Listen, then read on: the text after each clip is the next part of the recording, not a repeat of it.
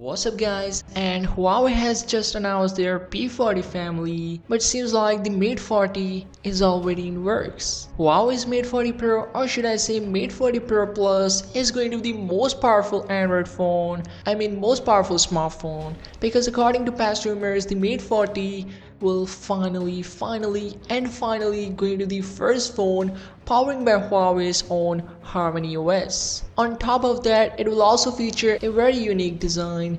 You guys remember the design of last year's Mate 30? It has this hollow ring design on the back with quad cameras. The ring on the Mate 30 was just a design element, and seems like with the Mate 40, Huawei will retain this design but adding some exciting, new and very unique features. So out comes the new patent from Let's Go Digital. So on the Mate 40, around this circular camera lens, we have this something called display ring. It's a fully touch functional display that will assist number of features such as controlling your volume, zooming in and out, flip pages when you're browsing or reading a book. Other than these touch functions, it will also display these certain things like when alarm is ringing, you get this animation. Even if someone messages you, you can read a whole message there. Easily accessible calling is also there along with this clock animation. So it's a really good and a very unique feature Huawei is adding with the Mate 40. And why I feel like this might possibly the design of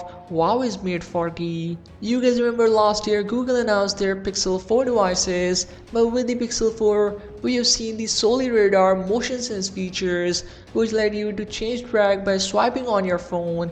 It's a very gimmicky feature, but in general Soli has a bright feature if the implementation is going to be correct. And same thing we have seen from Huawei as well. Again, it's nothing in front of what they showed off, but seems like this year too, both companies will also doing same thing. With Android 11, Google is actually testing double gest on the back of the phone to do certain tasks. We've actually seen this demonstration in a short video.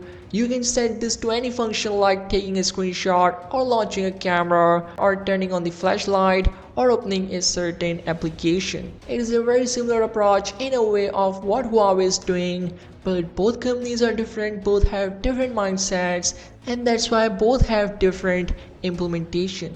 In Google's case, you are able to launch a single application or do a single task, whereas in Huawei's approach, you are not just able to do multiple tasks but can also be easily accessible interaction. Now, just like every year, with the Mate 40, Huawei will bring their new Kirin chipset, which is also going to be the most powerful chipset by packing a 5nm process node. This year it's going to be the Kirin 1000. It's a huge number for Kirin chipset, and what better way to start a journey with 5nm node. And it's not just Huawei, Apple will also be using 5nm based chipsets with the iPhone 12 series, and same goes for Qualcomm and Samsung next year.